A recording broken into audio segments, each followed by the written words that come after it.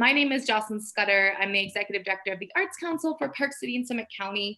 So I just wanted to welcome you all to this morning's community convening. Those of you who have attended these before, you'll remember that we usually do quarterly community convenings throughout the year to talk about different arts and culture priorities that relate back to our cultural plan. We'll talk about that in a minute.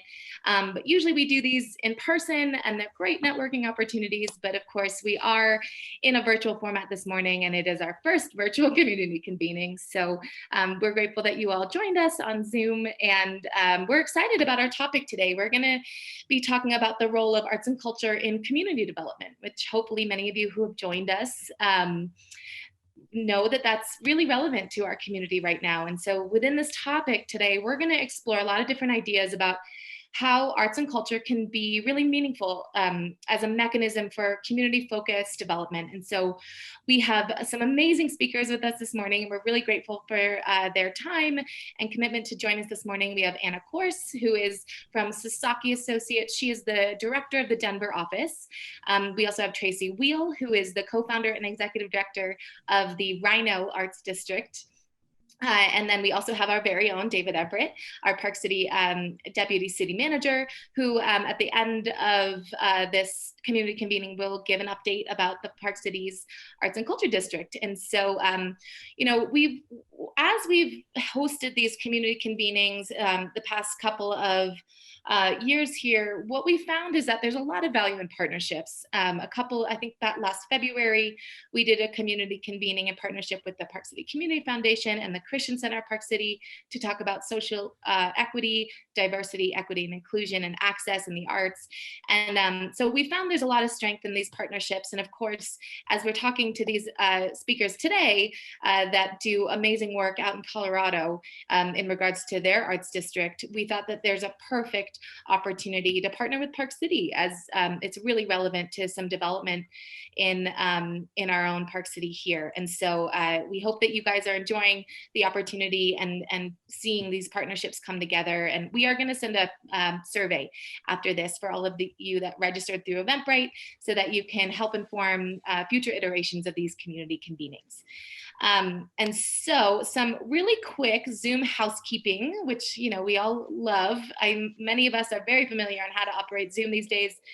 But just for good measure, I just want to remind all of you that this is a traditional Zoom, so you can see you have the opportunity to have your mic on or video on. Please keep your mics off throughout the meeting, and just to be respectful to our speakers. And if you do have questions, you can see that there is a chat feature at the bottom. Please feel free throughout the meeting to throw some questions in there, and we'll address them throughout the meeting. We have specific sections of time blocked out for Q&A. And then you can keep your video on or off. Jake, who I'm going to introduce here in a minute, is going to be driving our Zoom call today. He'll be spotlighting speakers, so you'll see your video format change a little bit throughout, and just know that we're driving that, and that's intentional. And just remember, we are also on Facebook Live, so hi to everybody who's watching on Facebook Live. And we have our amazing team member, Leslie, who is going to be managing questions on that platform. So if you are watching on Facebook Live, feel free to put questions in that chat, and we will make sure that they are recorded here, and we'll address them as long as we have time. We are going to reserve some time at the end for questions that we can't get to, and some just hangout community networking. So remember that that space and time is intentional as well. And I think that's all the updates that I had for you. Now, I think what I'm going to do is just pass it on to my colleague, Jake McIntyre. Jake has been a longtime consultant for the Arts Council, helping us with the Project ABC cultural plan, which many of you are familiar with. He's going to talk about that briefly. He's helped us with a strategic plan. He works with many arts organizations throughout Utah. He's an incredible source of knowledge and a really great partner. So he is going to be driving the rest of this meeting. So I'll pass it off to you, Jake. Thanks, Jocelyn. So I've probably met many of you looking at the names here, but many I haven't. So it's great to meet you all. Thanks for joining us this morning. Since there seem to be a lot of new names here, I want to just give you a little bit of context to this meeting. So we hold these meetings as the Arts Council. We call it quarterly. Really, it's 3 a year and then 1 a year as an Arts Summit. But these community convenings are intended to be opportunities for us to talk about key ideas that came out of the Project ABC Cultural Plan. And then we can basically look for regional or local speakers to talk about the ways in which they're implementing those priorities in their own communities or through their work. And then use that as this kind of inspiration jumping off point for us to be able to pull conversation back to thinking about how is that relevant in Park City and Summit County. So we always kind of narrow in on a few collective priorities from the plan. And this morning's conversation is really focused on places and spaces. As we were doing the research phase for the Project ABC Cultural Plan, we heard loud and clear that the community and really all stakeholders are very interested in thinking about ways to grow and build places and spaces for arts and culture countywide. And we know that Park City's movement towards developing a new arts and culture district is an incredible step in that direction. And so we wanted to let that kind of be a piece of this conversation today. But I also want to note that while we're talking about arts and culture districts, and we'll be getting some updates from Park City towards the end of the call today, we're really thinking about ideas that are broader. They're really about the ways in which arts and culture can be centered in or can facilitate or even lead community development, to think about the ways we can build authentic local culture through development and how community engagement can be a strong tool for that. So I'm really excited to have Tracy here with Rhino to kind of give us some insight into the story behind the Rhino Art District in Denver, which is definitely, in my opinion, one of the strongest and most kind of well thought through and executed art districts in the country. So looking forward to hearing some of the insights that you have, Tracy. And then I'm really looking forward to hearing from Anna as well, to be talking about these kind of larger ideas of community development and community engagement, and thinking about how development can weave into landscape, can weave into larger context, thinking about how we can allow arts and culture to really facilitate that and build places that are great for our communities. So very, very thrilled to have our guest speakers here today. And I think with that, I just wanted one more quick reminder that while we are zooming in on the Arts and Culture District in Park City, we are thinking about concepts that are countywide and go beyond sort of those boundaries. So keep your head kind of both zoomed in and up in the clouds a little bit today, and we should be good to go. Jocelyn, is there anything I missed there before we jump to our speakers? No, I say let's get going. Okay, so I'm going to have Tracy go first. So I'm going to go ahead. Actually, you already have permission. So Tracy, if you want to take over the screen here, you should be good to go. And introduce yourself there some further. Sounds good. Hello, everybody. I'm Tracy Weil, and I'm the Executive Director for the Rhino Art District. I'm also an artist, and I'm pretty much the co-founder of the Art District. So thank you for having me. And I'll just kind of quickly go through a slide deck that I have here that we do for other organizations sometimes, that kind of explains kind of really how we started. We were started by a couple of artists, myself and Jill Hadley Hooper, who had a space right across the street from me. So I'll start that now. Let's see here if this works.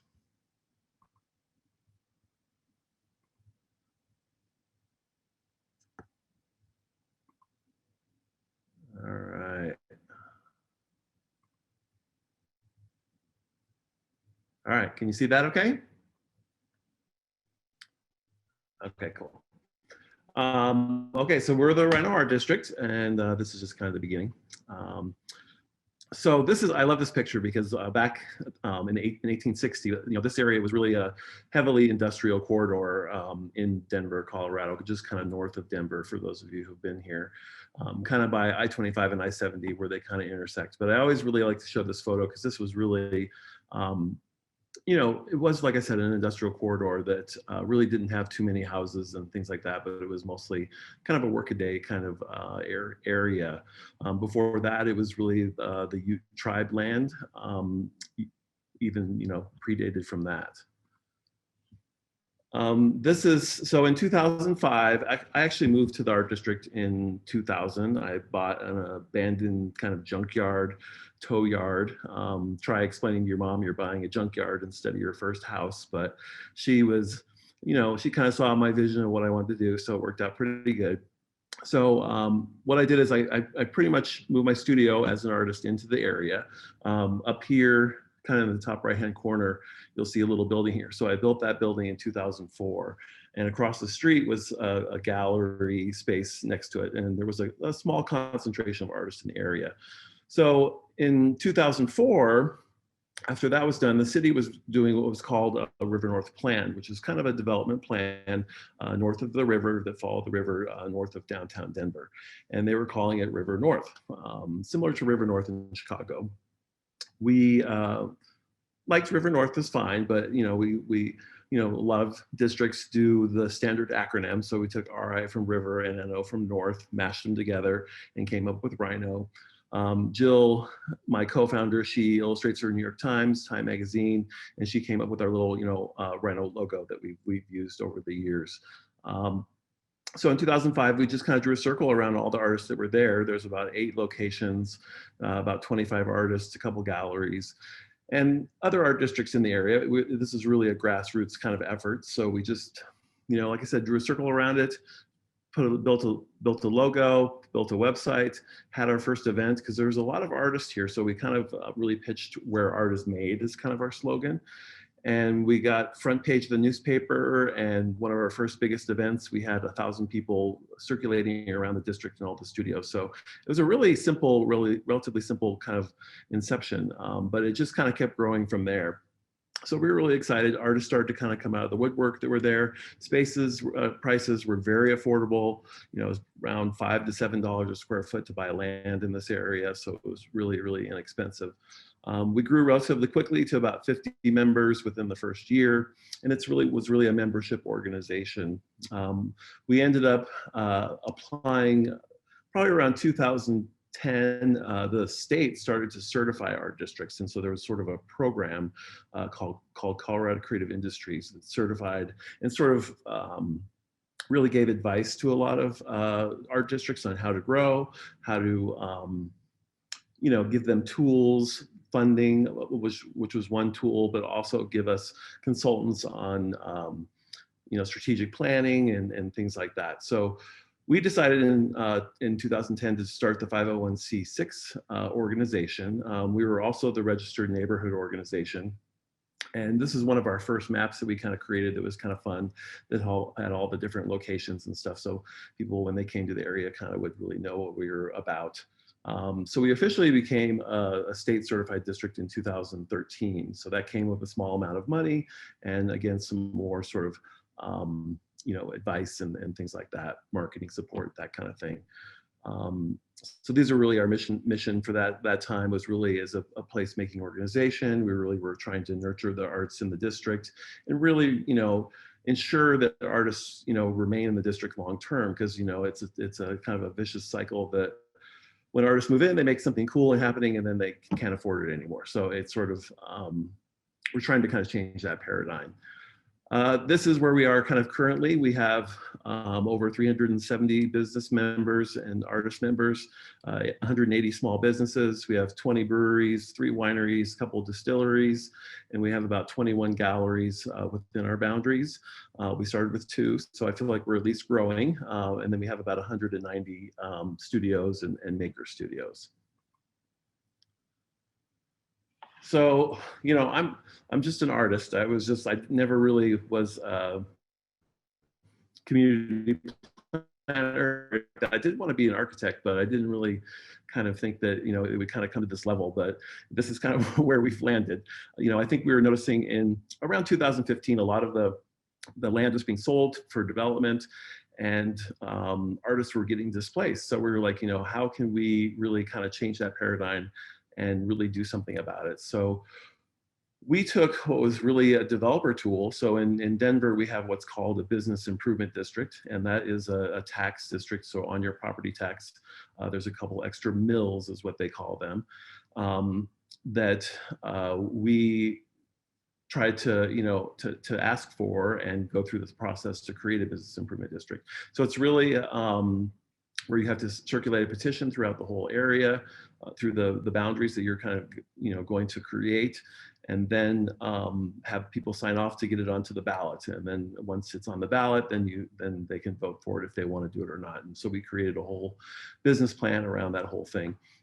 But we really pitched it more, you know, typically bids are clean and safe kind of sort of mechanisms. We are doing that, but we also pitched it more as a social tax to really keep artists in the area and be able to foster, you know, activity and activate events and things like that. In tandem, we also ended up creating a general improvement district at the same time. This green line here, the mayor of Denver contributed about $30 million to renovate a major street in the area, Brighton Boulevard. So there's a lot of sort of infrastructure that needed to happen in there. So the original art district boundaries are the orange line, the blue boundaries are the bid, and the yellow is the general improvement district. So we went on the ballot in November of 2015, and both of the districts passed, which we were very excited about. Just in context, this bid is actually bigger than the downtown Denver bid, so it's a pretty large acreage of about 400 acres. So it was great because it passed, because people were very excited, and we could actually hire staff and things like that. We went from our $8,000 a year budget, you know, back in 2005 when we started, to $1.3 million that first year. And it's really helped us sort of leverage those districts to grow. Currently, the cumulative budget for all the organizations is about $4.4 million this year. So it's worked out really well for the different programs we've been able to do and implement. You know, we do make sure that people really know that we are really just this nexus in the area and concentration of arts and culture and businesses. We are part of 4 statistical historic neighborhoods of Globeville, Rio, Swansea, Cole, and Five Points. So we find that very important to talk about when we're, you know, talking about gentrification and things like that. So this is kind of our makeup. And now you can kind of see sort of how our organization is laid out. The Rhino Art District is a 501c6. We're sort of the umbrella organization. We have a board of directors, about 13 to 15 members. The General Improvement District has its own board as well of 9 members. And then the BID has its own board as well. And then we just started, you know, like we needed more boards. We decided to start a 501c3 organization for some other projects that we were kind of working on, which I'll kind of go into here. So we have a lot of boards to manage, but we really have representation on the art district board of all those other boards too. So it works actually relatively well. These are really the things that we focus on as a district, and some of our challenges. You know, affordability is really big on our lists. You know, I always say you can't have an art district without artists. So, you know, affordability is a big thing for us, and also for commercial and small businesses too. We need affordability as well, especially in these times. You know, we really want to make sure the neighborhood still has that great character. You know, we work with homeless issues all the time, you know, connecting artists and all that kind of good stuff. Mobility, bicycles, parking. You know, I never thought, you know, years ago when we started it that we'd have to deal with all this stuff, but, you know, to really be involved in a community, you really have to. So we do a lot of infrastructure work. We work quite well with Sasaki, which has been great for us. And then sustainability and that kind of thing too. One of the biggest projects we're working on now is renovating a park. The city is in Parks and Rec are building the park complete, but we convinced them that these buildings here should be saved. They were actually going to tear them all down and then just make one big giant park. But the community really said that they want to be able to, you know, have a place that was a little bit more than that. So this is kind of what we've actually just, we're starting construction, I think, in about less than a month on these buildings. So we're very excited. This also shows the promenade here, which is a new sort of Highline-esque walkway in the district. That will be pedestrian and bike friendly and that kind of stuff.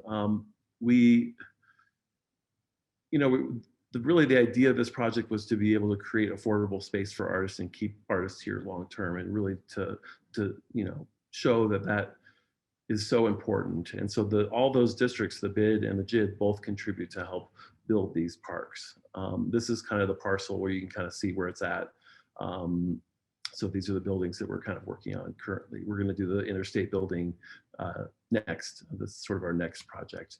But when it's done, you know, the Denver Public Library will be one of our tenants in the building. So there'll be a branch here in the district. This is kind of the interior. It's more of a new library. Well, there will be a lot of maker spaces and sewing machines and 3D printers and, you know, and things like that.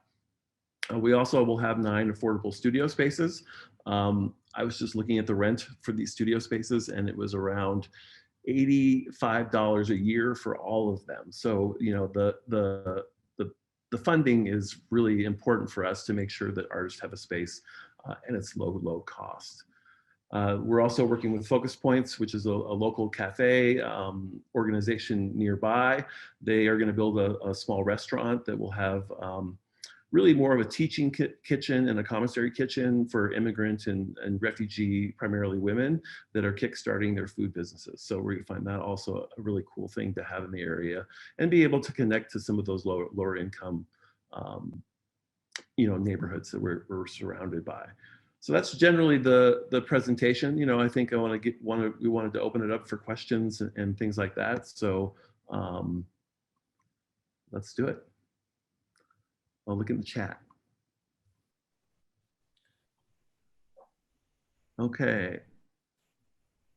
Oh, I gave somebody a tour. They're excited. Okay, cool. Well, thanks, Crystal. So a 501c6 is really a business league organization. So it's a 501c3 status, but when people donate to it, they can't make a charitable donation. It's more of a business type of donation. It was a little easier for us to set up and a little less brain damage on reporting and things like that. So, but eventually we did start the 501c3 organization because for the park buildings, we really needed to raise, you know, $3 million, and to raise that kind of money, we really needed charitable donations to do it. Let's see here. Perfect. Yeah, so anybody that has questions out there, feel free to drop them in the chat or raise your hand and we can have you turn your mic on. We have probably about, I don't know, 10 minutes that we can do some questions with Tracy. I think maybe while people are thinking of some questions, Tracy, I would love for you to talk a little bit about overcoming some challenging policy in Denver. So just so everyone knows, the Denver Parks and Recreation don't allow vendors or kind of revenue generation to happen. And so this Rhino Park is the first park in Denver that actually has a cafe in it. And I would love for you just to say and tell us about the process to kind of get that to happen, because that is an incredible amenity. Yeah, I mean, we're excited. I think, you know, one of the reasons why they're letting us do that is because the restaurant will really be servicing the community members and financially that way in particular. You know, it took a lot of conversations with the city as far as and presentations of what we would do to the city. I think, you know, I've been eyeing those buildings since 2007. When I knew the city purchased them, and we just finally are figuring it out. So it's been a long process, but I think they see the value of what it can bring to these historic neighborhoods, and from an economic standpoint as well. And you know, otherwise, any money that we actually make as a district needs to go back into these buildings. So if we make a little extra money on events or things like that that are spurred from the actual you know, the park and the buildings, then we have to put that back into the buildings. So you know, we're getting it for free, those buildings. But we are putting in $3 million, which I think is helping the case a little bit too, to actually renovate them. And we've created long-term relationship with them. So I think that's also kind of why they've let us, you know, have some retail kind of stuff in there. It took us months to go through the contract that artists could sell their work out of there, you know, that kind of thing. But finally, we did it. I see a Facebook Live.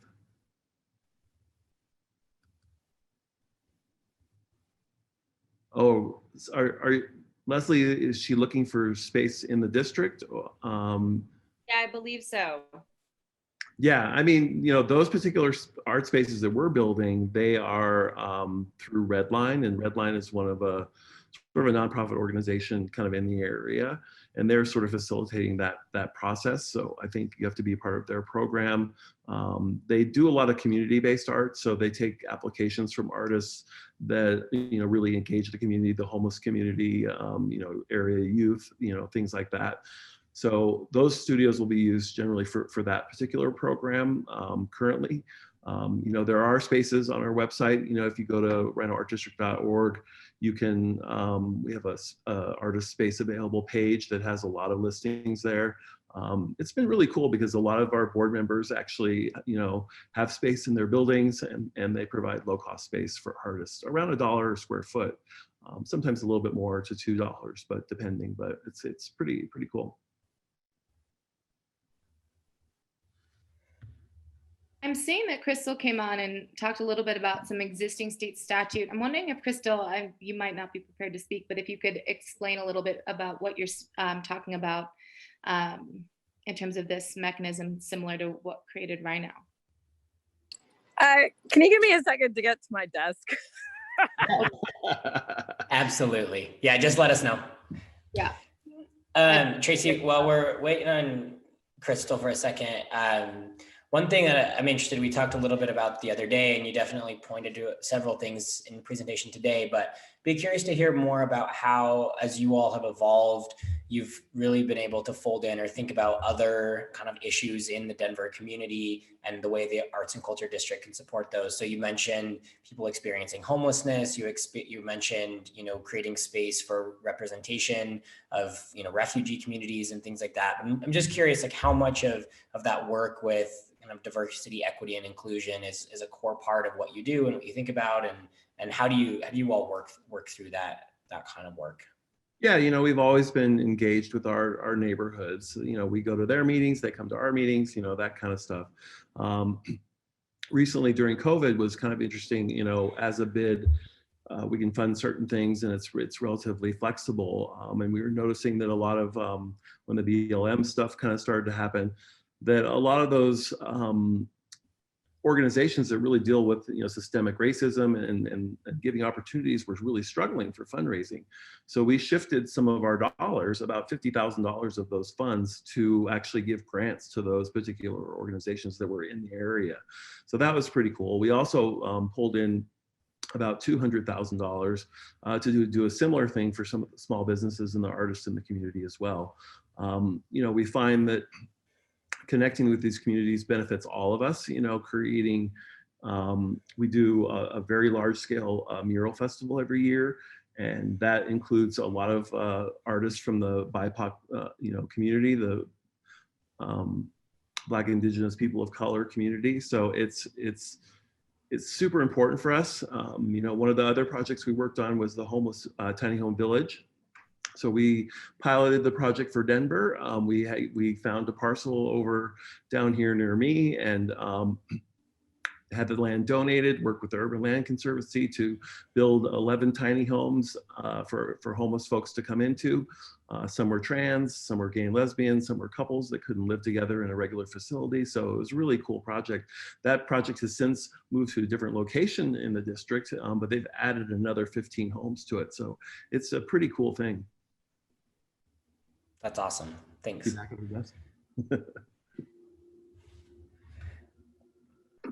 Yes and not yet, but Nan dropped a question in the chat, or a comment rather, but you did allude to how you all think about this in Rhino. Wondering if you could just talk about some of the way you think about or the mechanisms you use to ensure affordability. I know Rhino has become some of the most expensive real estate in the Denver area. Yep. But, then I think maybe also in that how you define affordability, because when I hear affordability, it's like, even in Ogden area where I'm based, affordability might be $400 a month for a studio, and you're talking $85 a year for those other studios. So just, some of that insight would be fantastic. Yeah, we've done a few things. So one of the things that was one of the bigger things that we kind of did was we actually created an affordability overlay. So we work with the city of Denver and planning to create an area that's around, we have a light rail station that's just opened up, well, it's been about 5 years, I guess now, but it opened up in the district. So it was a transit oriented development area. So the overlay really is in that area. So all those land parcels can go up higher. But if they go over a certain level, they can go up to 12 stories now, but if they go up to 16 to 20 stories, they are required to put in an affordability component in that particular project, in any project. And that includes not just residential spaces, but also commercial spaces. So we're still kind of testing that out, but it seems to be working relatively well, where artists, but developers are really have to actually do something on their projects if they really want to go to a certain height level. So that's one tool. Also, typically in Denver, developers can just buy out of that sort of requirement. They can buy out of that requirement, but it will cost them 5 times as much as any other place in the city to buy out of it. And those dollars need to come back into the district specifically. So that's kind of a good thing that we've been working on. You know, I think from the AMI sort of standpoint, you know, a lot of these developments think that 80% AMI is really an affordable housing project, but it's really not. So, you know, we have a few projects. We have a new one that just opened up down the street for me as well. That's at 30% AMI, but that's a federal funded, you know, they got tax credits for that kind of stuff, and it was through the city. But we do often, you know, sit in on community meetings with some of the other neighborhoods to, with developers to kind of, you know, let them know that you got to get lower. You got to get at least a 50% AMI, you know, for some of these projects, and for these people to be able to, you know, be able to pay those kinds of rents. So it's, you know, you have to be vocal. I've learned over the years that you really have to speak up, and you have to ask, and, you know, you can't be afraid of that. Awesome, thanks. Crystal, it looks like you are at your office now. So do you want to maybe just catch us up on the state statute that you mentioned? Yeah, I don't remember the number off the top of my head. I'll have to look it up, but it was passed, I think 3 sessions ago now. And it can only be utilized by counties and cities who aren't fully utilizing their property tax assessment. So there's like a max of property tax that counties and cities can assess. And then they can take, they can, within that max that they're allowed to assess locally, they can, I guess, steer that funding towards specific projects, including like a cultural district. So this bill was pointed out to us last year when we were running a special service districts bill for cultural districts, which we ended up pooling because a lot of people don't like special service districts because it basically creates a new government entity. And the legislature doesn't really like that. But this other bill does not create a new government entity, and so it's a little bit better in their minds, and there's no reason why we can't use it. So I will send that to you. Yeah, I mean, I'm not super familiar with that, honestly. You know, we have another funding stream called SCFD, which is sort of a general tax fund that drives a lot of dollars to arts and cultural organizations. That one in particular, you know, I haven't really heard too much about that. I think probably Colorado Creative Industries was one of the ones that kind of spurred for that particular, you know, statute to sort of happen. And I think a lot of those dollars are tending to be focused on rural communities, but because I haven't seen any of that stuff come particularly my way, but I don't know if that's helpful, but that's about all I know about that. All right, thanks, Crystal. If you could send that, that statute, yeah, we can. I would love to see it. Any other questions for Tracy? I know, Tracy, you have a hard stop here in a little bit. So any other questions out there anyone wants to ask? I just put it in the chat. Perfect, thanks. All right, it looks like we are good. So thank you so much, Tracy. It's incredible to hear about some of the things you all are doing in Denver, and particularly some of the initiatives you have around affordability and the way that you all are thinking really long term about, kind of taking this, what started as this very grassroots initiative, and thinking about how can you also put policies and taxing entities and all sorts of things in place to maintain that kind of grassroots spirit. It's pretty inspiring. That's definitely one of the things that districts struggle with the most. So it's exciting to see how proactive you all have been with that from the beginning. Yeah, well, thank you. I mean, affordability really has been key for us, and making sure that, we have a whole committee that's dedicated to affordability. And, they've been working hard on even coming up with some co-housing ideas. We were going to do an art space project, but, art space out of Minneapolis, but that fell through because land value in the district was so expensive that, they can spend $1 million on a parcel, but the $1 million parcel, was really 8 million in Rhino. So it was really difficult to kind of do that. So we're kind of shifting and trying to figure out sort of new ways and new directions to create that affordable space. So, but I appreciate your time. Thanks so much. Great. Thank you. Let me know. Okay. Perfect. Thanks, Tracy. Bye. So I'm going to now introduce Anna Korse from Sasaki Associates. Anna is the new director of the recently opened Denver office.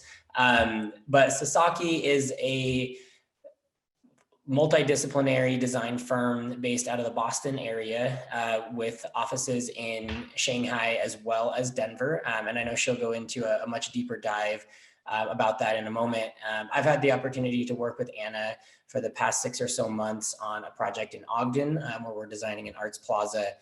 And it's been really exciting to learn about her personal and the Sasaki firm's kind of approach to building with community and thinking about the ways that kind of culture can shape and inform all sorts of urban and rural landscapes. So Anna, I'm excited to kind of pass this off to you, and I'll let you run. And we did wrap up just a couple minutes early with Tracy. So if you need a couple extra minutes, we should have it.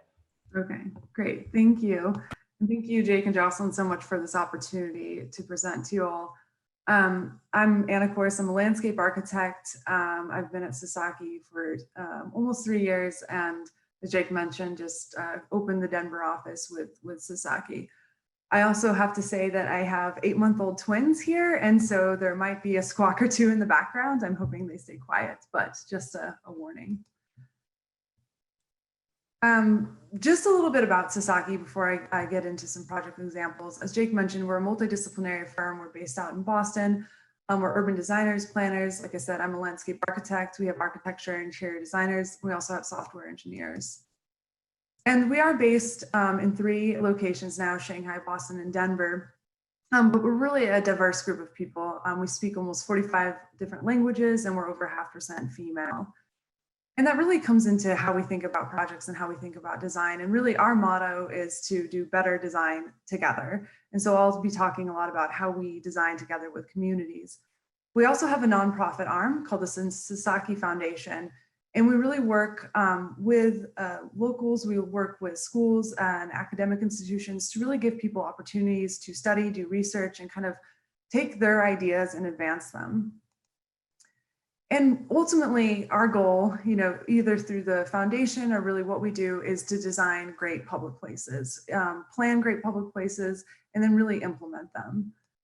My passion as a landscape architect is really about taking a vision with a community and then really implementing that. Specifically, I love the Intermountain West. I was born in Montana. I lived in Wyoming, went to undergrad at Colorado. So I couldn't be more excited to be coming back to Denver and then really be talking to you all. And when Jocelyn and Jake first told me about this and this idea of spaces and places, it couldn't have resonated more with what I do and what I'm really passionate about with at Sasaki. And we really can't talk about community and community convenings like we're doing here, or really community in design, unless we talk a little bit about Jane Jacobs. And really, if we're going to design these incredible public places, we have to really be doing them with the community. We have to have that buy-off. We have to have that ownership from the community whether it's designing a soccer field or a really great community and cultural and arts district. So I'm going to go through 3 projects, leaving, Utah, going to Baton Rouge, coming a little bit closer, talking about the work I've done with Tracy, and then ending at Ogden, Utah, where I've been working with Jake. So the first project is Greenwood Community Park.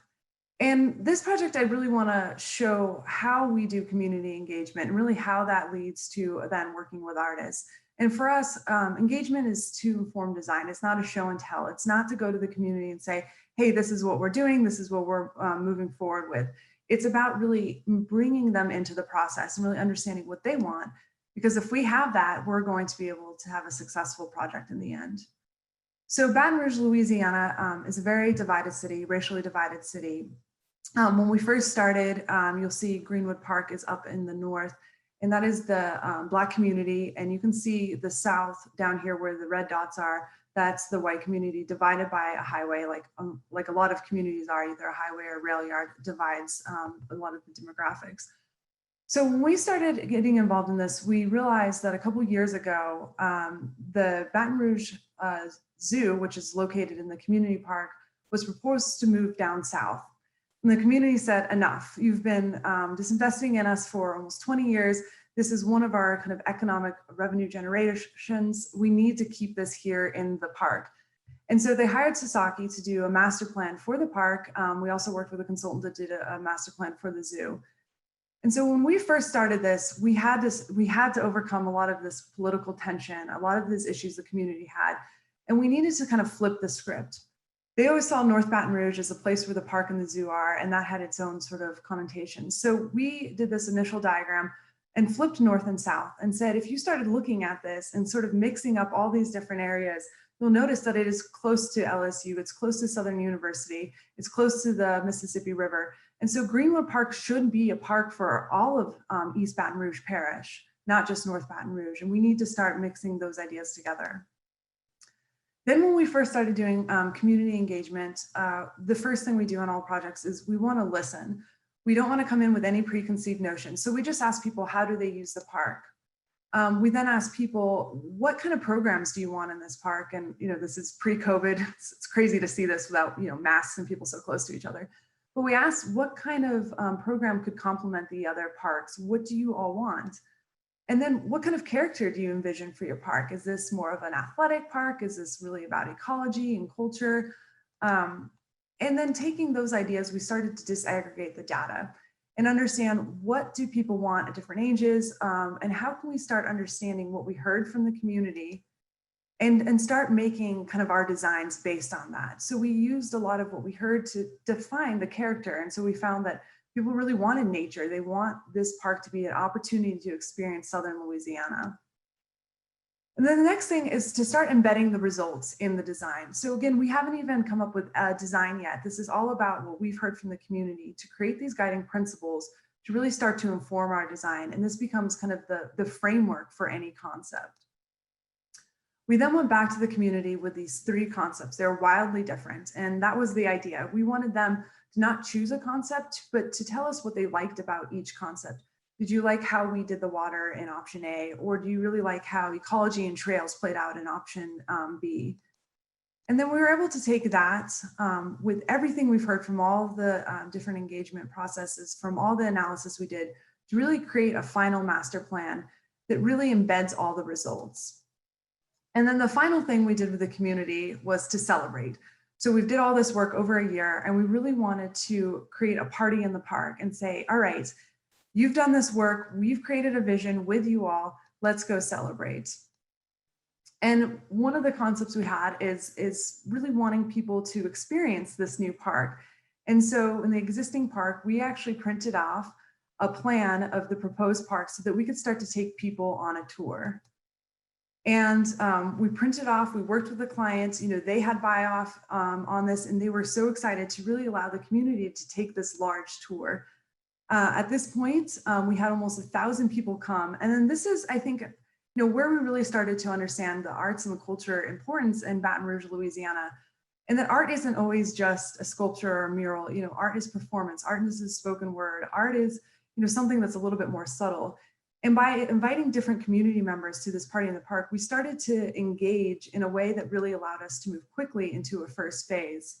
And so we were able to take tours on this giant plan and really show them where we heard, where we changed the plan, and really how we were moving forward with the design.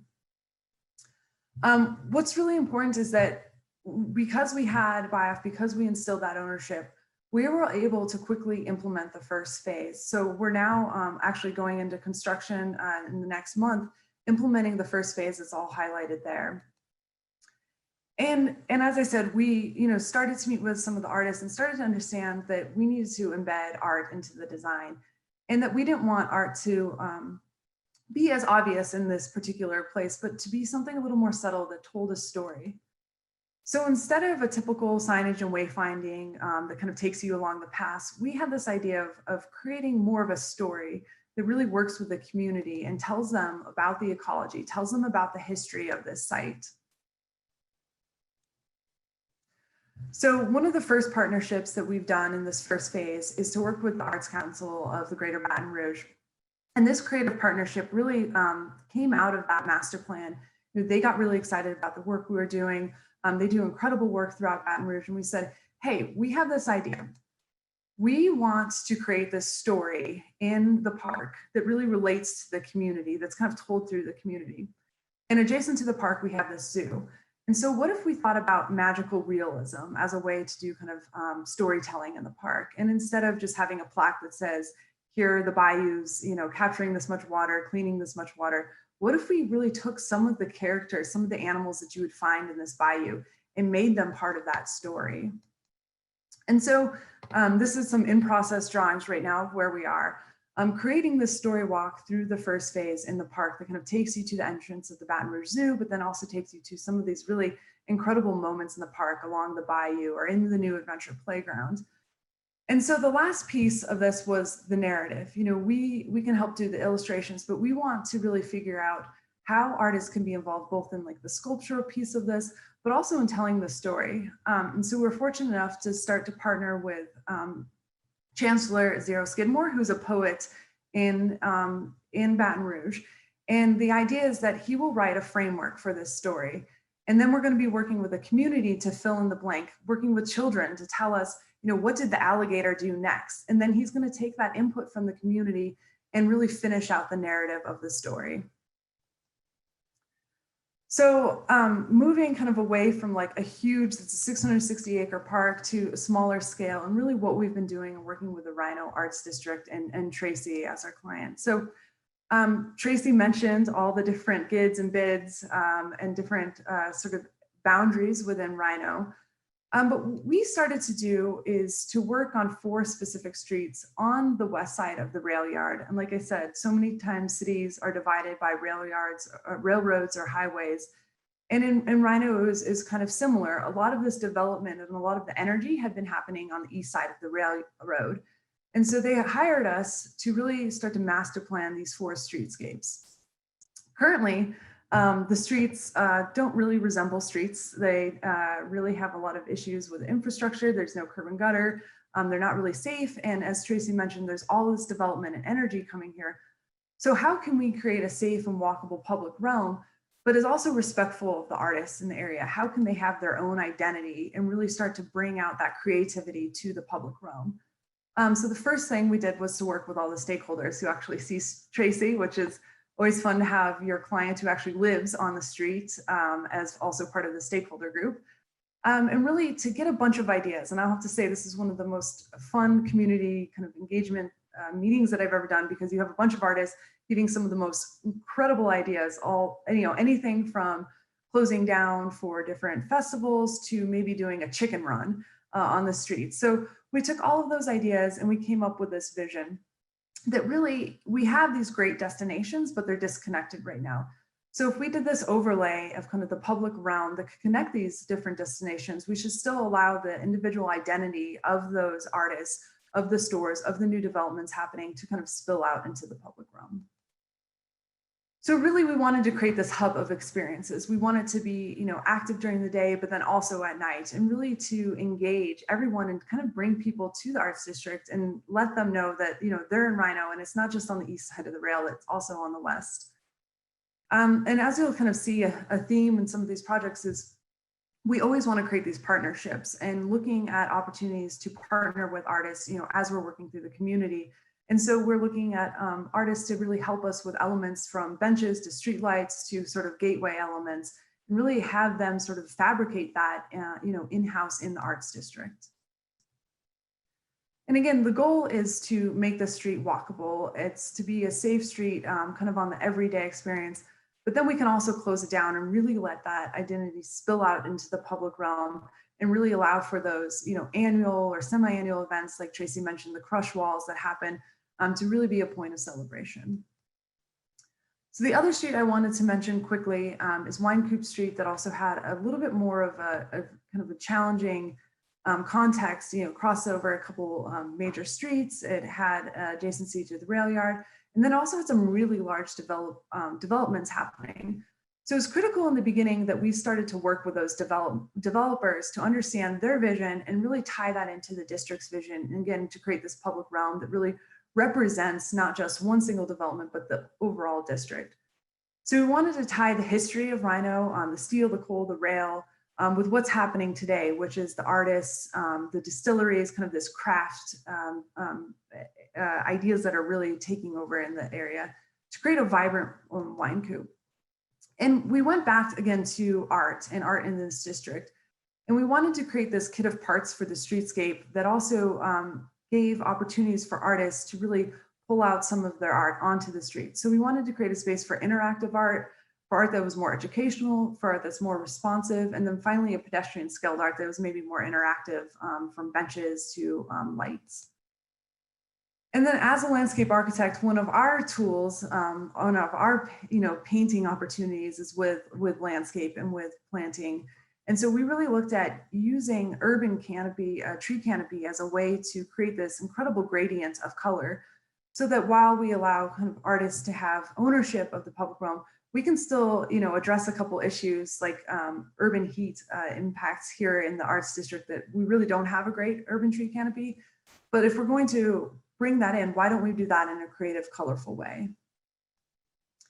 And then finally, we think of everything from, big picture, kind of big moves down to the details. So pulling in this idea of the history of the rails into our paving pattern, so that it kind of takes you along Wine Coop Street, takes you up against some of the more industrial areas, but really allows you to kind of move along the details, the rail that used to be there, and takes you to those individual destinations. So finally, getting a little closer to home with you all is the Nine Rails Creative District in Ogden, Utah. And this is where I met Jake, and I have to say I'm constantly impressed with Ogden.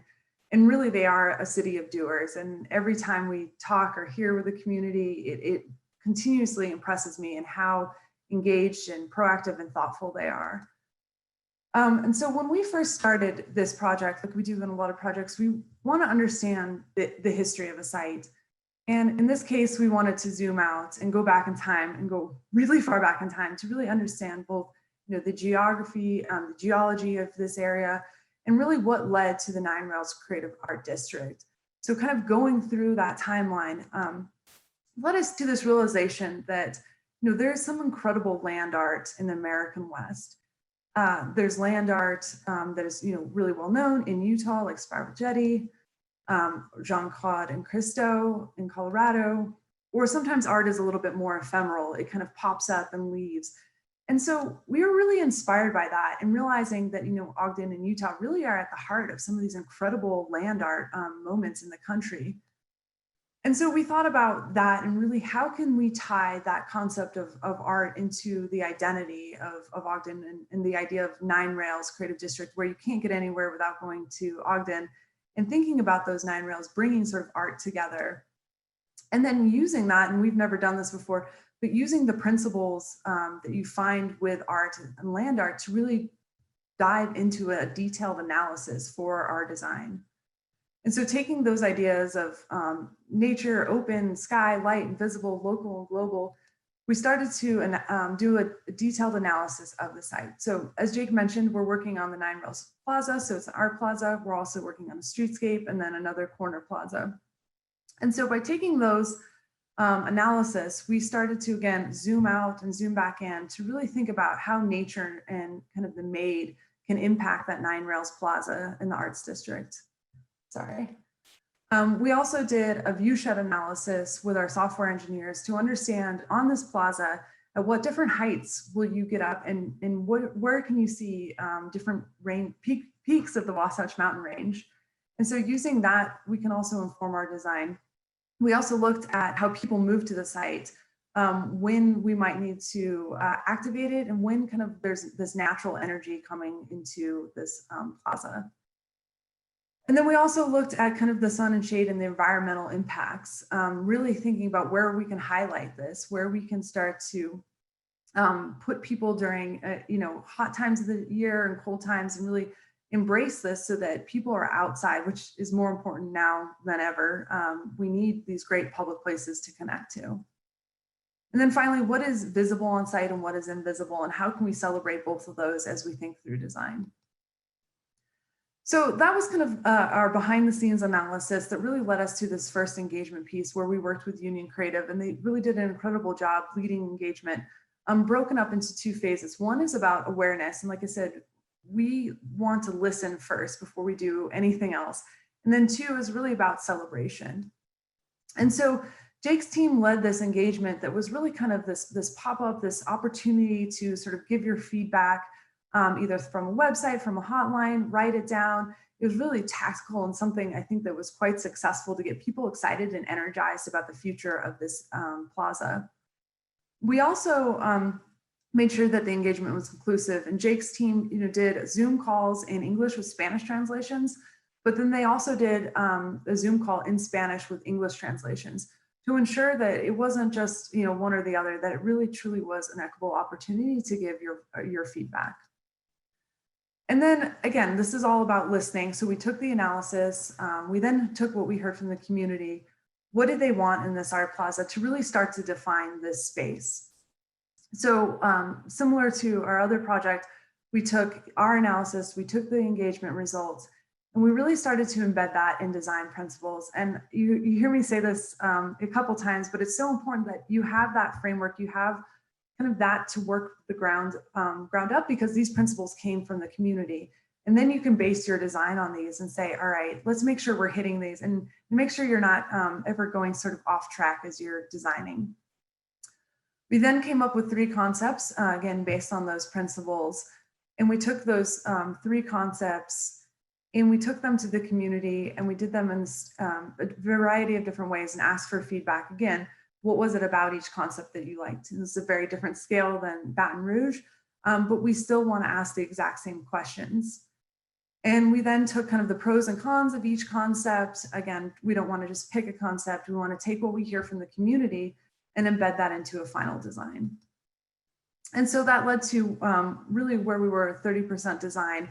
And we said, all right, we now have this folded plane concept that really brings the community up into the air, really takes advantage of some of the things we learned from our site analysis, and really also creates this canvas for art to happen. So working with our partners at Weber State to think about programming long-term, they'll be an integral part of programming this, but then also opportunities for the community to program this as well. And so the second phase of engagement that Jake's team led was really about celebrating and understanding the site. So we actually spray painted the design on the plaza so that people could start to understand the scale of the space and really start to move through this. And Jake's team, following COVID regulations, created this Welcome Fest. And so people were able to come, experience the space, walk around, see what it looks like, but also feel what it looks like. And throughout the day, I think we almost had 150 people attend. There's different performances. We asked people for feedback on that design and really want to understand, what did they like? What did we need to change? What did we miss? What did we need to really emphasize in the design moving forward? And again, art is all different avenues. So art, again, sculpture, poetry, the spoken word, also projections. and showing the community that there's all these opportunities for programming on the site. And so at that point, I think it really started to click for a lot of people that, you know, while this is an art plaza that will have kind of this annual programming, it's also a place for community gathering. It can be a place to come to, even if there isn't art. It should be a comfortable place, have seating, and also be able to do all the other things that we need the art plaza to do. And so this kind of brings us to where we are today. We're in 60% design, which is really fun because we're diving into the details. Again, anything from the big concepts that we heard from the community now goes all the way down into the details. So we heard that it needs to be playful, it needs to be colorful. And so we're constantly going back with what we heard from the community, ensuring that's embedded into, you know, the smallest details of this plaza. So in conclusion, I just want to reiterate that, you know, we need to create space for curiosity, creativity, and community.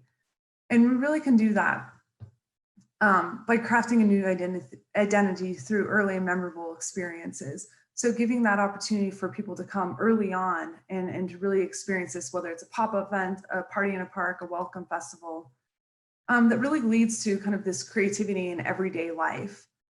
But most importantly, I think, as we're talking about spaces and places, is that these places, these public plazas, these streetscapes, these parks, they really need to be an opportunity where people can kind of express themselves, to bring in the temporary installation. I think that's when you're most successful, is when people see this as a place of their own, where they can start to really bring in their own identity. And with that, I'm going to end. Thank you, Anna. So I didn't see too many questions pop into the chat, but if anybody wants to drop any questions into the chat or raise your hand, we would love to pass them on to Anna.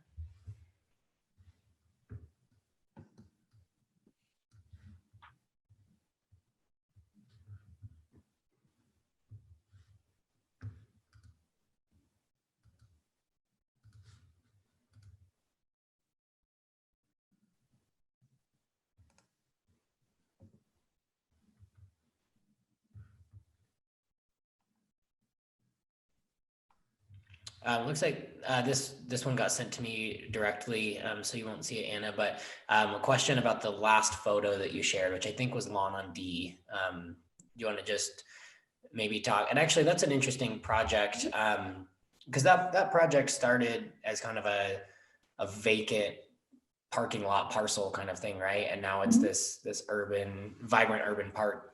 And I actually think when I look at the Park City Arts and Culture District, for instance, and the buildings that are currently there, you know, eventually going away, I think you're actually left with a similar landscape to what you started with on Lawn on D. So maybe if you want to just touch quickly on that project in terms of how were you able to translate, you know, this really harsh industrial space into this more vibrant and urban park? Yeah, so we actually started on that project as just kind of this temporary landscape. It's right adjacent to the Boston Convention Center, and they were planning on doing a future development there. And they said, all right, in the meantime, why don't we do this, you know, temporary kind of cheap and quick landscape there? Well, what happened is it became this incredible place for expression and sort of artists. So those swings that you probably saw, those were done with a local artist there.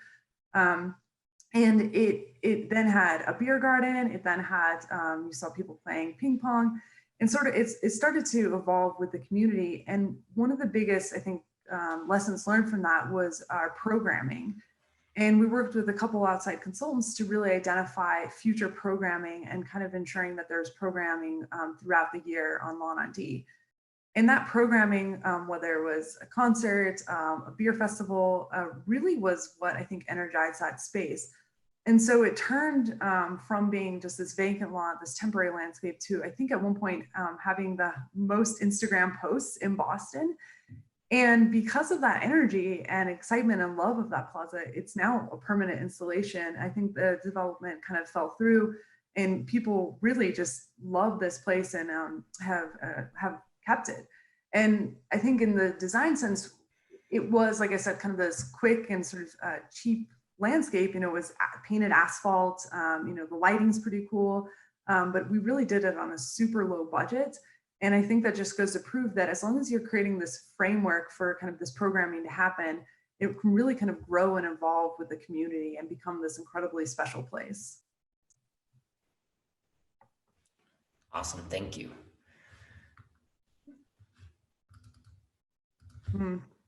I can answer the tree canopy. So I think, urban tree canopy is so incredibly important as a landscape architect. That's, something you always thinking about. And I would say we haven't started planning yet, but what we're proposing on a couple projects, and which I think is really interesting, is when we go to plants, like to have urban tree canopy, especially out in the Intermountain West, it takes forever for these urban trees to grow. It's a hard life for an urban tree. But what we're proposing is, what if we start to contract grow these trees, 3 years in advance? And so that by the time you plant them, you kind of have this instant forest. And what if you started to contract grow those trees in boxes, and you brought those boxes and had this temporary nursery on site, and you could actually sort of brand that and have, this pop-up nursery that's sort of growing as construction's happening. And then when it's time to plant, then that's what happens. And not in the Rhino district, but actually in Baton Rouge, that's something that we're playing with. And instead of having the trees sort of grown off site, let's bring them to the site and have them part of the process. I'm just going to respond that, COVID, and I gave another presentation recently on the importance of public spaces. And I think we all know public spaces are more important now than ever. They're places for us to safely meet one another, the places that we can exercise, just places where we can get outside. And, you couple that with the research that's been done on sort of the benefits, the health benefits, both physically and mentally, that you get from being outside, where you get from being connected to nature. And that is just more important now than ever. And I'm really excited to see that some cities are dedicating a lot more of the public spaces, what maybe was temporary, to be more of a permanent, long-term space. Cities are kind of closing down streets to allow for people to get out. I think there's been more investments, hopefully, in parks and open spaces. So I couldn't agree more that we have to invest in our public spaces now. And it really has proven how important they are for the future.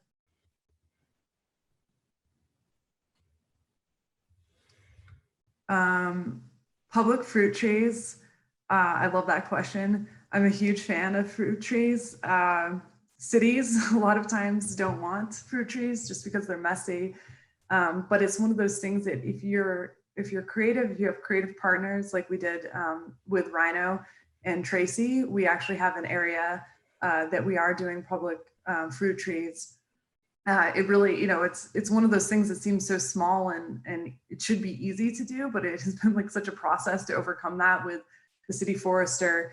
But I will say, if you have kind of the community support and the buy-in and saying, yeah, absolutely, we want this little edible street forest, you might stand a chance to kind of overcome some of the city kind of policies. Okay. For the Baton Rouge project, 100%, we talked about floods and hurricanes. My husband is from Baton Rouge, and his family's from New Orleans. So besides kind of a professional sort of thoughtfulness to it, it's also a personal thought that I'm always thinking and trying to incorporate. For the park itself, in 2016, there was a terrible flood in Baton Rouge. It actually never made as big of national news as it probably should have. Hundreds of thousands of people lost their homes. And this park, during the first phase and future phases, we see as an opportunity to really help with stormwater and stormwater runoff to create larger carrying capacity for stormwater and floods. One of the things that we're doing in the very first phase is there is a bayou, and I showed that image of kind of the path along the bayou. The bayou was channelized about 20 or 30 years ago. And our design is actually going to restore the historic bayou pattern. And so instead of being kind of this channel, it's going to be this sinuous bayou that will allow for more stormwater kind of capacity, and also just allows for an enriched habitat. And just because of bringing back sort of that ecology and that natural hydrologic system, we will inherently be increasing stormwater. And so, I mean, I could talk about this the entire time, but I will try not to. We've run a ton of hydrologic models. We've been working with local civil engineers, as well as, regulatory agencies that we need to go through with permitting. And we have proven out through our modeling of how much more water, I don't know off the top of my head, we will be able to sort of store in big storm events. Hey, Anna, I'm wondering if you could talk a little bit more about the partnership that you built with the Arts Council in Baton Rouge. So the Arts Council, during our master plan, it was someone, a group that we would update and engage with. But where it really started to, I think, get some momentum was in that first phase. And we started to think about a couple different opportunities. And actually, we went to the Arts Council and we did a presentation and we said, hey, we have there's some kind of abandoned structures on site. We have that as maybe an opportunity to do art. We had this idea of the story walk. It was still, kind of this vague idea, more just like this magical realism. And like, we wanted to do wayfinding in a very different way and talk about history of the site in a very different way. And then we had another option of, maybe like temporary fencing or sculptures, working with a guy out of Denmark. And the Arts Council, I think when we came to them with these like menu of ideas that we hadn't really fully fleshed out, they really gravitated to the story walk. And then that's when we started talking with Zero. And it just started to build more and more momentum. And we started talking about community engagement. We talked about what if the story had these characters from the bayou.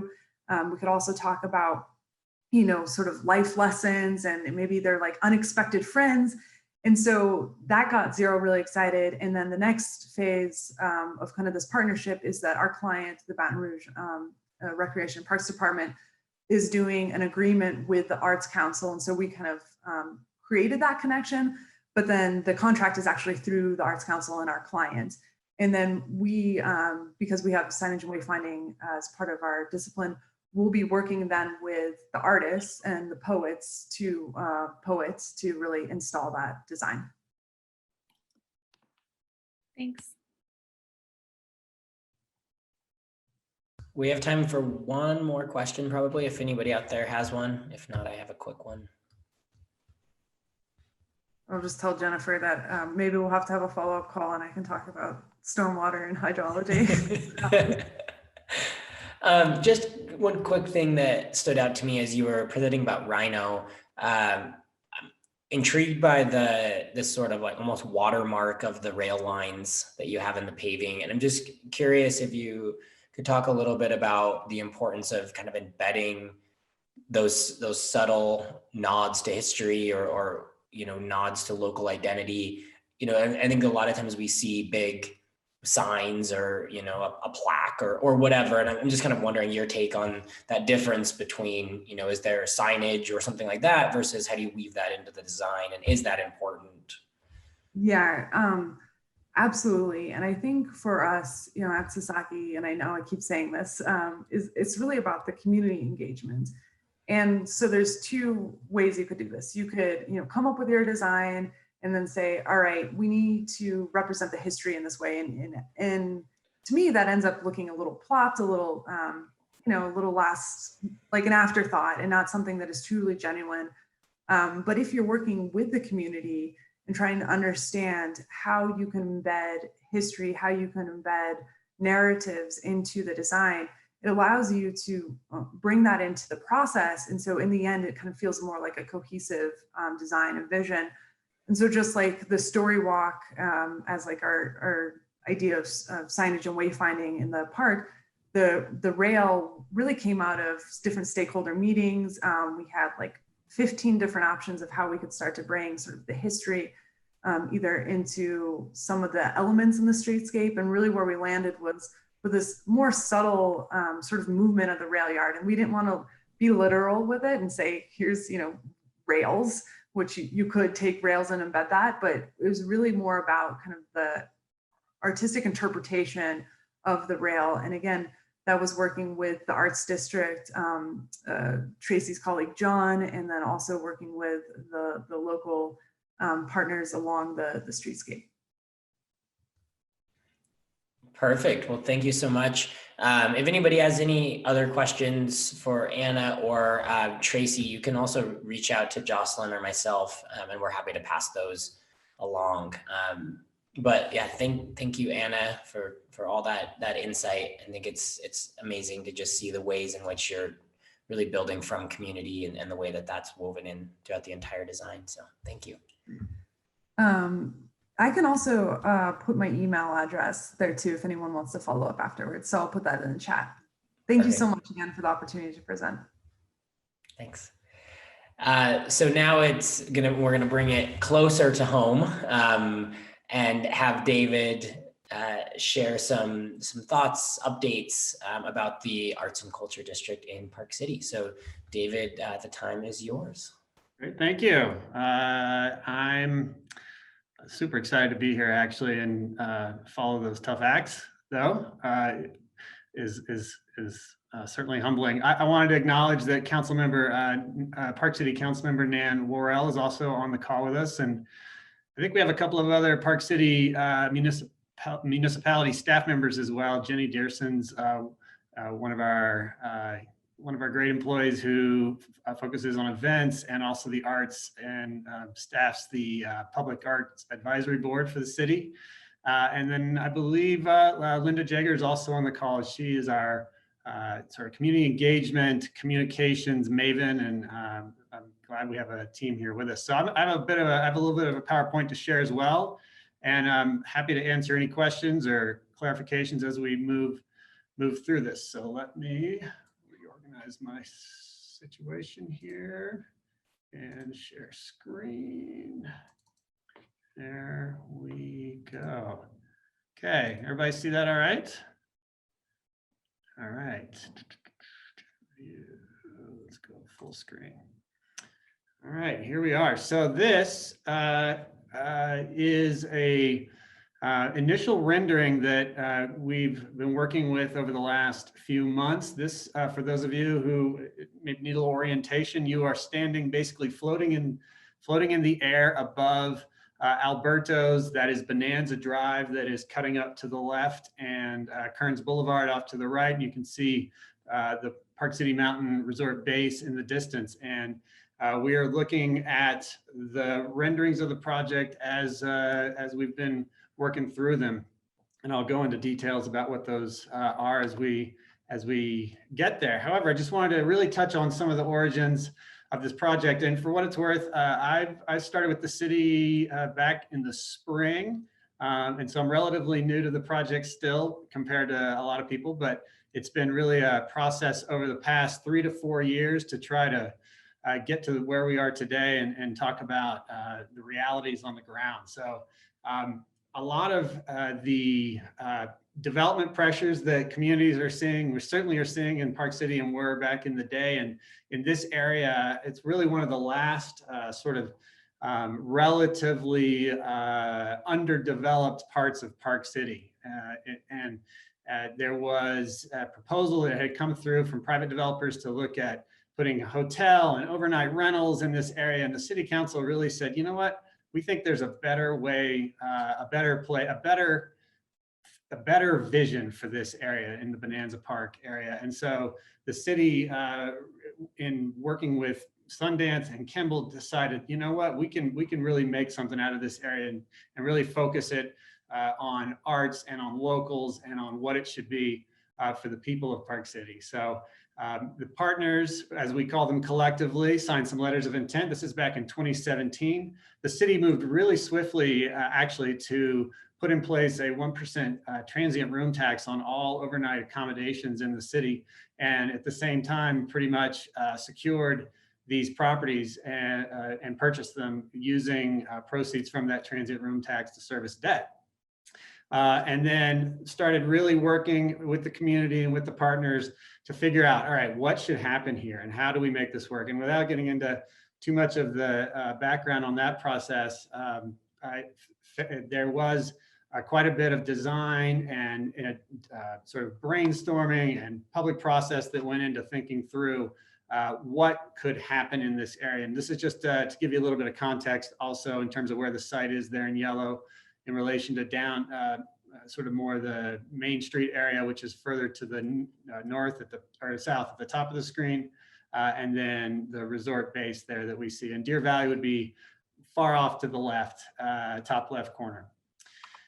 So then what happened once the city secured the property and the partners signed their letters of intent, the city began to really work with partners and their design teams to master plan the site and figure out what should be there.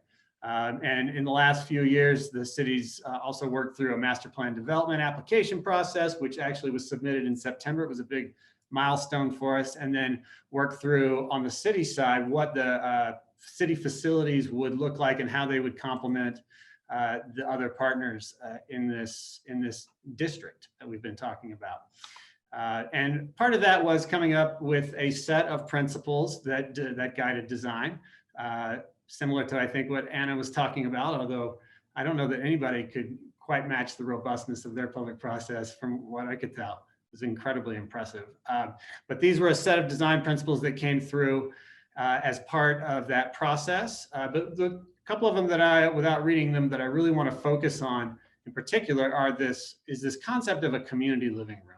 And when we think about the Arts and Culture District and where it sits in the Park City community, its relationship to neighborhoods around it, it really starts to come into focus that this is a place for locals to live, and not just live in terms of have a home, like have a house or a condo or an apartment, but a place to spend time. And that is where this living room concept really starts to come into focus for us. And so that's really driven a lot of the design decisions thus far, and the approach that I think that the design teams have taken as they thought through this area.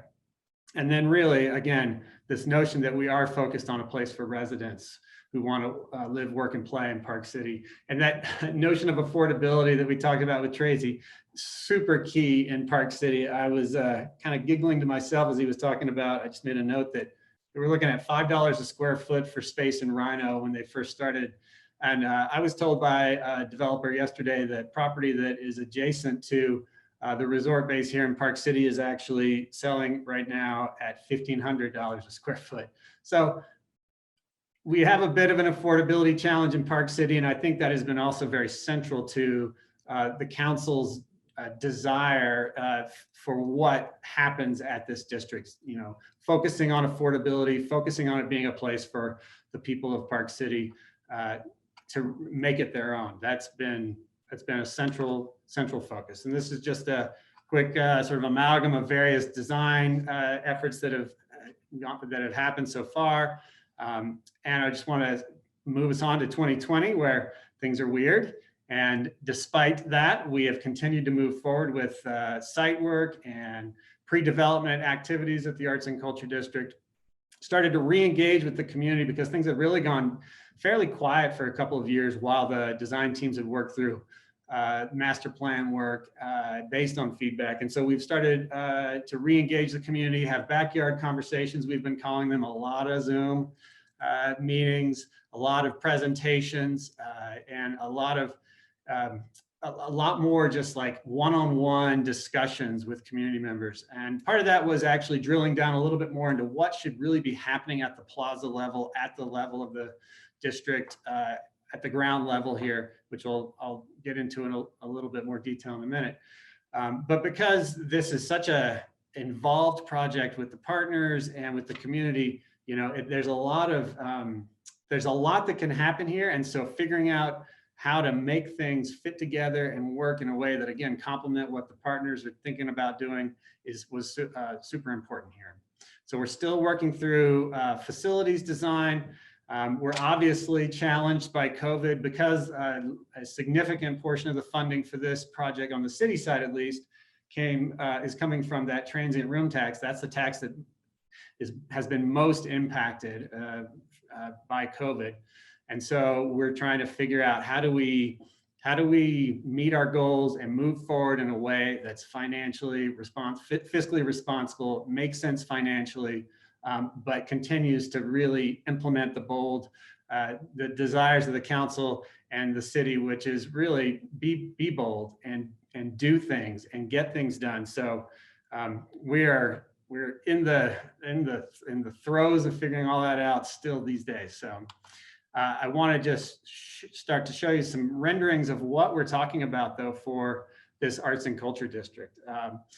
This is essentially the front door of the district as you're looking more or less north toward what would be the Kimball Arts Center building in the distance. That's that triangular shaped roof building. And on your right is a building that would be about exhibition space and about so maybe even some performance space. And on the left is what we're calling building 1. It's really going to be the main focus initially, and that's going to be a building that contains on that ground level a group of artist co-op spaces and probably even some creative entrepreneur retail spaces.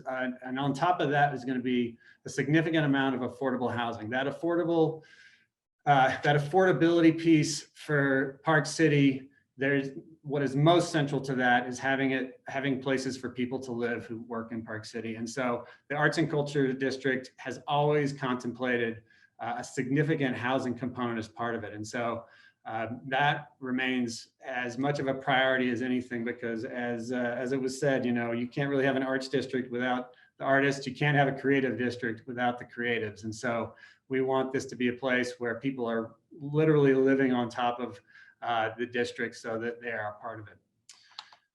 This is walking down a little bit more along what is the main plaza level. And as you'll see, these buildings, as they're designed and the way they've been thought through in terms of the master planning, they really do, they sort of hug this plaza. It's not a giant piazza type space that we're talking about necessarily, but more of a slightly more intimate plaza. Still room enough for significant events for sure, but has buildings that really protect it and yet provide that permeability to the other parts of the neighborhood so that it isn't really a campus per se, but more of a central gathering space. And it's easy to get in and out of it. It's inviting to come in and out, but at the same time, you do have protection from the elements to a degree, and you have this sense of almost coziness that you hope to see. And so this is looking essentially the other way. So we're looking a little bit more from the north, looking southward. The Kimball building, initial renderings on the right. On the left is the city's thinking around a food hall facility, which would be sort of the it'd be more of like the north east corner. And I'll show you an aerial view so that we can get a little more perspective on it. But I just really wanted to demonstrate how these buildings started to fit together and how they interacted with this plaza that we really do see as this gathering space. This is looking more or less from Bonanza back, and you're starting to see this sloped lawn where there's the opportunity for outdoor viewing. You're looking into the food hall building from the back side of it, and you can see on the left there where there's outdoor spaces to have the buildings start to spill into the outdoors and really extend the usable space from outdoors indoors. And then you're also seeing a car entering below where we expect there to be a significant underground parking facility. So this is the sort of aerial view, a little bit of a way of seeing the vision for how the buildings start to fit together. On the left side on the bottom, that's the building one we're talking about with the co-op spaces on the bottom. There's going to be a little bit of parking there, and then on top of them will be the housing. Across the plaza from them are where the city will be building some sort of studio artist spaces that would complement what the partners would be doing. And then to the north, that sort of orangish space is the food hall that we've been talking about. And you really start to see how then this plaza from Munchkin Boulevard here, and I'm sorry if I didn't orient, but this is Bonanza right here. If you're on Munchkin Road right here, this is really the front door, a place for drop off, a place to easily walk to the transit connections that you need to make. It's a place to just enter this plaza and then take this dogleg to the right that would take you down to the end of the plaza right here. And so where the sloped lawn would be. So we're really starting to see how these buildings interact and create this this space that we really are excited about. So just a couple more renderings. This is the sort of the media arts side with housing above it. You see this extension of the space into the outdoors again. And we really are trying to still refine what actually happens in these spaces. The beauty of the way they're being designed, however, is there's a lot of flexibility moving forward. You know, certainly if COVID has taught us anything, in addition to the notion that we have to figure out how to be comfortable outdoors in ways more, it's that we have to maintain flexibility moving forward in how spaces are used. And so we really have integrated that thinking into the design as much as possible. But this, and these are, you know, obviously a little bit not totally COVID compliant people in these renderings, but that's okay. We are hoping that within the time frame that we get built, that we'll be able to be back to this type of existence. But regardless, the notion of having a youth creative space was an idea that really came out of community discussions this spring and summer. A place for, you know, whether it's high school or middle school kids to come and have their own space to be present in the district. Super interesting and important. And so we've set aside space for that to figure out how to be sure to make that happen. And just a quick illustration on the arts co-op side, what we're talking about are really these spaces where people can come and rent, maybe for on a monthly basis, places to do their own work. And when we talk about creatives in this context, it's artists, sure, but it's also craft, it's products. You know, as we think through governance and how we bring people into the district, you know, there will be, we'll certainly have to think through who belongs here and the ways that they do, and make sure that, you know, we're very deliberative as a community about how we bring people in. So here's an example of sort of a rendering of how some of these co-op spaces could be used, and also the potential for exhibition on this site is also part of the thinking, of course. And as we look at the studio arts piece of it, you know, really, again, you see that these sort of broad names, broad labels for what we're talking about, because of the idea of maintaining this flexibility for what can happen in there is important. And then a piece of this design that I've really found attractive is that there's really these interesting opportunities for prospect and refuge in these spaces. We don't have rooftop, you know, rooftop decks per se, but there are these more intimate opportunities to be up a little bit higher off of the plaza and look down, see what's happening, feel connected to it, but at the same time, you know, you're able to retreat from it. And it gives just a little more dimension to the experience of the space for those who are there either as part of an event, or if you're there for a meal, or if you're there to visit artists or to see what's happening in the creative spaces. This is just a quick illustration of what could be happening in the food hall concept, probably looking at the idea of a major anchor tenant that would then also have a series of smaller culinary offerings associated with it. Really, I think the thinking is this is a way to cultivate those who are maybe beyond the food truck stage, but not quite to the brick and mortar stage of a restaurant or a food offering. And so it serves this sort of economic cultivation role for those in the culinary world. And this is just a quick initial rendering of sort of the interior space of this acoustic event space, an exhibition hall that would be on the Munchkin side of things, more toward the entrance. And here's just one illustration of how this could look. These structures are designed thus far with this mass timber approach, which gives a real openness and spaciousness to the spaces that that we're looking at. And it also, while, you know, in Park City, we don't really do anything with half measures. It's not necessarily the least expensive option, but it does have significant benefits in terms of both the space experience and from a sustainability perspective. And this is really just the last shot I was going to share. This is an aerial looking back, again, kind of our nighttime winter rendering of what we see the district being like once it's fully built out. And we're be happy to take any questions at this point. Thanks, David. As we've been doing, I know we are just a tad over time, so I understand if folks need to drop off.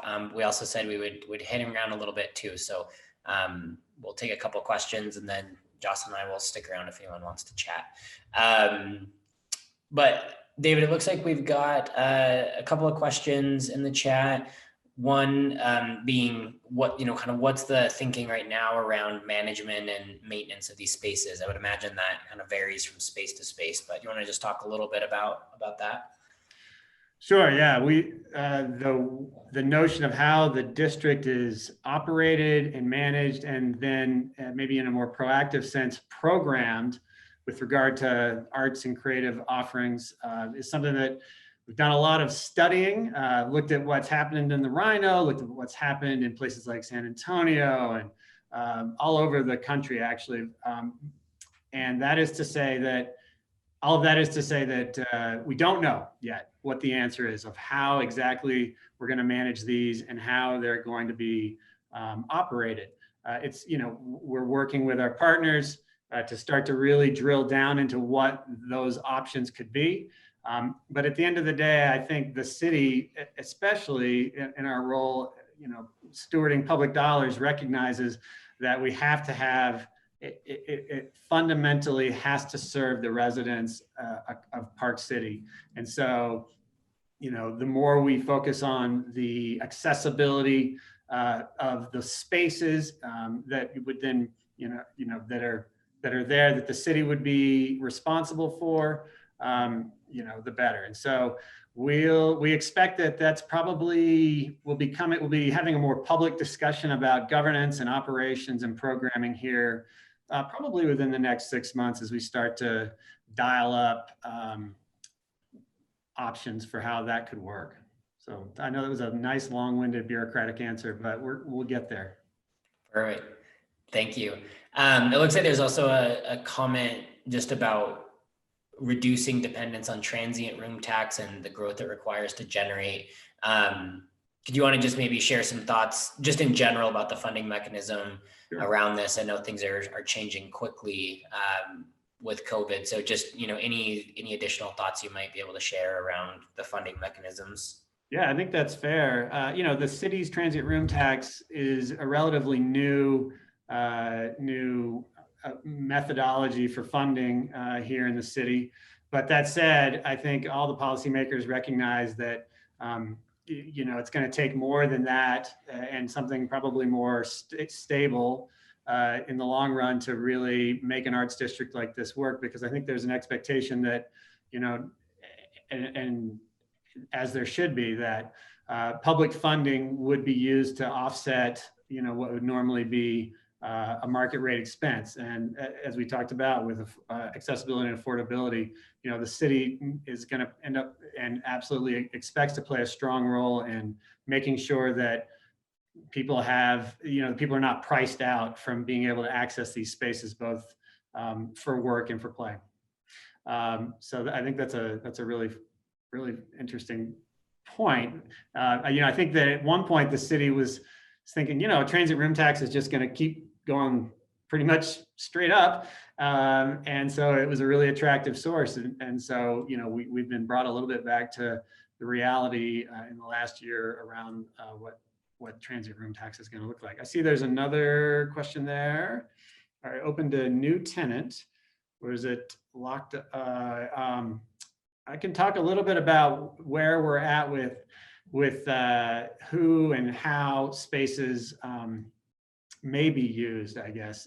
You know, like I said about governance and operations, we're definitely still figuring it out. But we, I think, are very open to who could be in these spaces and how they could participate in terms of the city's spaces. You know, our partners, Kimball and Sundance, you know, the three organizations really will be making decisions as, you know, if you want to call them the investors or the anchor entities on site.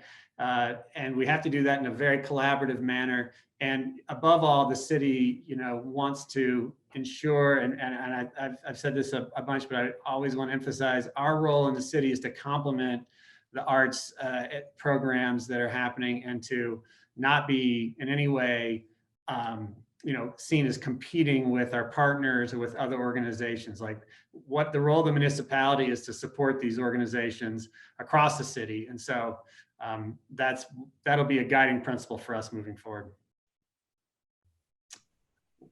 What is the plan to include all demographics in the area? Well, particularly given Park City's demographics with a you know, a large Latinx population, we've done some outreach and work to that community. We are still, I think, in the beginning stages, though, of figuring out how to make sure that we are doing so in a way that's authentic and appropriate and proper. Our architects with Lake Flato, fortunately, are based in San Antonio, and they have quite a bit of experience working with Latinx population in their work. And what that has meant for us in Park City is that they've actually they've worked with us to get a presentation dialed out that is you know, truly one that is appropriate for Spanish speakers and people who want to hear it in Spanish. And we've been presenting that one as appropriate, and we'll continue to move forward in that way. But I think everyone involved recognizes that this cannot be a series of, you know, basically gallery spaces for people with a ton of money. That is not what this space is about at the end of the day. This is about a place for people to come and make things and do things and see people making and doing things and interface with them who are the community. So I appreciate the question, and it's a challenge that we have at the forefront of our minds as we're working through the governance and operations piece. There was I think there was some little bit of discussion there about the fact that Anaya's was there on site on the city's site and has gone, is not there anymore, which is true. It's part of the current, you know, it was located on the campus where the buildings are going to go, and so they have relocated. I don't know if I don't know what the future is for them, although I have heard rumors that they've found another location out in the county. So I know that's something that's important to a lot of people. There's sort of a comment alluding to views being preserved, and I will say that probably the very first principle that was in a sort of that I was informed about in the design process going in as I started was the city is not going to be, the city council says, do not look for any sort of height exceptions or large scale development on this site. And so you'll notice that the heights are no more than 3 stories on site. And you're looking at the way that they've been designed have been done so to really preserve view corridors, particularly as you're coming in, to not be big imposing structures that somehow don't fit in with the scale of the rest of the area in the Bonanza Park. And yeah, there are no plans for rooftop gardens because the plans have been for photovoltaic systems to be on the rooftops. Perfect. Thank you, David. Well, since we're at 11:15, I think we'll wrap up here. But David, are you okay with folks reaching out to you with further questions? Of course. Perfect. I'm going to also just quickly drop a link into the chat here as we're concluding of a link to the survey that Jocelyn mentioned at the beginning of this. We'll also send this out to folks that registered via Eventbrite. But we're just going to start at the conclusion of each of these convenings, gathering some feedback from folks about how they're going and what other topics you might want to see in the future. We plan to keep these going now in a virtual format. And we will, Amy asked for the speaker email, so we'll go ahead and drop those in as well. David, do you want to just drop yours in the chat quickly? And I can grab Anna and Tracy's. Jocelyn, is there anything else you want to say in conclusion as we kind of wrap up here and I'm grabbing some emails? No, I just want to thank everyone for joining. And usually we do have, when we conclude these convenings, there's some organic time where we're usually networking and talking and everyone's feeling inspired and energized. We do kind of lose that in this digital format. So we will stick around if any of you want to continue to chat or feel inspired about something and want to talk, because I think we're all missing that opportunity to just hang out and have some afterthoughts and use people as sounding boards for ideas. So we'll hang out here for maybe another 5 minutes if you want to stay on with us. Otherwise, we really appreciate everyone's time for being here, especially our speakers sharing all of their knowledge and experience and work in arts and culture. So I don't think I have anything else for anyone, and we're really pleased with all of the discussion today. So thank you.